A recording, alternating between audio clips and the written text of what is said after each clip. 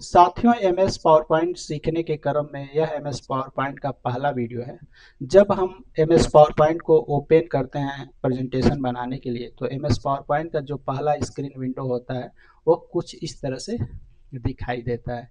तो यहाँ पे आप देख सकते हैं, अगर हमको ऐसा प्रेजेंटेशन फाइल चाहिए जिसके अंदर स्लाइड ब्लैंक हो, तो हमको इस ऑप्शन का यूज करना चाहिए। ज़्यादातर हम यही ब्लैंक प्रेजेंटेशन का ही फाइल का यूज करते हैं। अगर हमको कुछ ऐसा प्रेजेंटेशन फाइल चाहिए जो पहले से डिजाइन किया गया हो, तो इसमें से जो डिजाइन आपको पसंद आता है उस पर क्लिक करेंगे, आपको उस तरह का डिजाइन किया हुआ स्लाइड मिल जाएगा।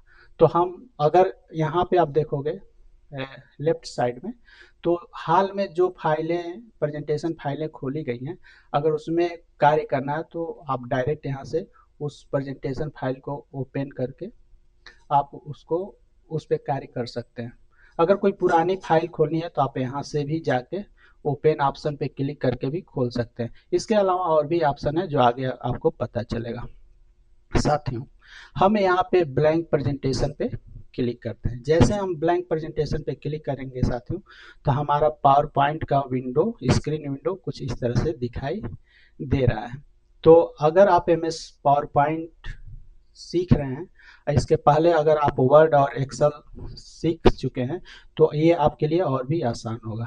सबसे पहले साथियों हम ये जान लेते हैं कि जो हमारा एमएस पावर पॉइंट का जो ये स्क्रीन विंडो है, इसके अंदर कौन कौन से कंपोनेंट्स होते हैं और किसका क्या कार्य होता है। वैसे हो सकता है आप जानते हो, बट हम आपको फिर से रिपीट करते हैं, क्या पता कोई नया हो तो वो जान जाए।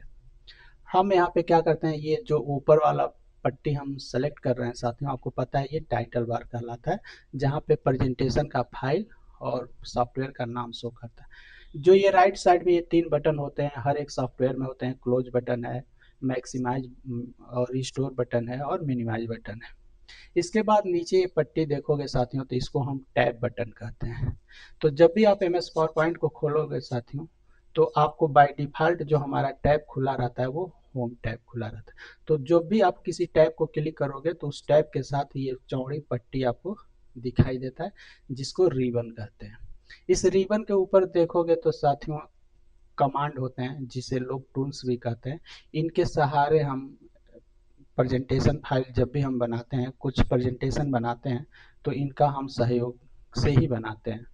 तो जो हमारा ये कमांड होते हैं वो अलग अलग ग्रुप में होते हैं। जैसे आप यहाँ देख सकते हो क्लिपबोर्ड ग्रुप है, जैसे वर्ड और एक्सेल में होता है।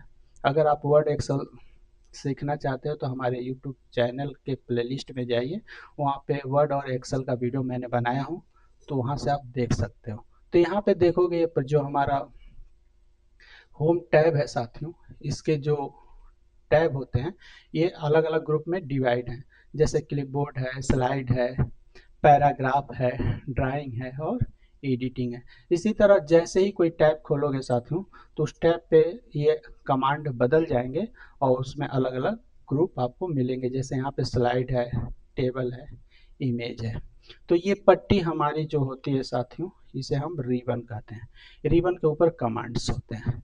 ये जो पट्टी है, ये जो मैंने लेफ्ट साइड में सेलेक्ट कर रहा हूँ, ये हमारा स्लाइड पेन कहलाता है। इसे हम स्लाइड पेन कहते हैं। अब जितना आप स्लाइड लोगे साथियों ना, जैसे हम यहाँ पे देखिए अलग अलग स्लाइड लेते हैं, तो जितना अगर आप स्लाइड लोगे तो यहाँ पे आपकी स्लाइड की संख्या शो करेगी। ठीक है, जिस स्लाइड पे अगर आप जाना चाहते हो यहाँ पे क्लिक करोगे। वो जैसे अभी मैं तीसरे नंबर के स्लाइड पे क्लिक किया हूँ, तो यहाँ पे हमारा करंट स्लाइड दिखाई दे रहा है, यानी ये पता चल रहा है कि हमारा ये तीसरे नंबर की ये स्लाइड है। अगर हम फर्स्ट पे क्लिक करें तो हमारा यहाँ पे फर्स्ट स्लाइड दिखाई दे रहा है। तो एक्चुअल में ये स्लाइड पेन होता है साथियों, और ये आपका जो स्लाइड यहाँ चुने रहते हैं वो स्लाइड यहाँ पे दिखाई देता है, जिसे हम करंट स्लाइड कहते हैं।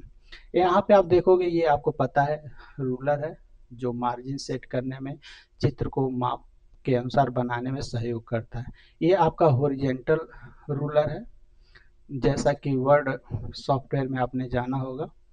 इसके बाद यहाँ पे आप देखोगे राइट साइड में साथियों, तो ये आपका स्क्रॉल बार है, जिससे हम प्रेजेंटेशन फाइल में जो हमारे ये जो स्लाइड होते हैं, तो स्लाइड को ऊपर नीचे करने के लिए करते हैं। जैसे हमने यहाँ पे जूम कर दिया तो आप देख सकते हो अब इससे हम स्लाइड के ऊपर नीचे का भाग देख सकते हैं, और इधर से ये लेफ्ट और राइट करके भी देख सकते हैं। यानी हमारा दो स्क्रॉल बार भी होता है, एक हॉरिजॉन्टल होता है जो मैं चुन रहा हूँ, एक वर्टिकल होता है। ठीक है, इसके अलावा साथियों नीचे जो ये पट्टी होती है जो हम सेलेक्ट कर रहे हैं, ये स्टेटस बार होता है, जैसा कि हर सॉफ्टवेयर में होता है। स्टेटस बार में आप देखोगे तो ये जूम स्लाइडर है, जिससे हम क्या बोलते हैं कि जो हमारा हमारा जो स्लाइड होता है उसको हम जूम आउट और जूम इन कर सकते हैं, यानी स्लाइड को छोटा बड़ा करके देख सकते हैं। ठीक है, इसके बाद देखोगे साथियों तो यहाँ पे ये हमारा लेआउट बटन होते हैं। यहाँ पे अगर हम रीड मोड पे क्लिक करें तो हमारा जो स्लाइड होते हैं ये कुछ इस तरह से दिखाई देंगे। अगर हम इस पे नॉर्मल पे क्लिक करें, यहाँ पे ये नॉर्मल है, तो हमारा स्लाइड जो MS पावर पॉइंट का जो प्रेजेंटेशन फाइल है ये ऐसे दिखता है। तो जब भी हम काम करते हैं साथियों तो हम नॉर्मल मोड में ही काम करते हैं। ठीक है, और यहाँ पे अगर आप देखोगे, इस पे लेकर जाओगे तो नाम लिखेगा स्लाइड शो, यानी ये प्रेजेंटेशन जब हम बना लेते हैं तो स्लाइड को शो कराने के लिए यूज करते हैं। तो जब भी आप MS पावर पॉइंट को खोलते हैं साथियों तो MS पावर पॉइंट का जो स्क्रीन विंडो होता है कुछ इस तरह से दिखाई देता है। तो बस इस वीडियो में हम स्क्रीन विंडो को ही जाने MS पावर पॉइंट का।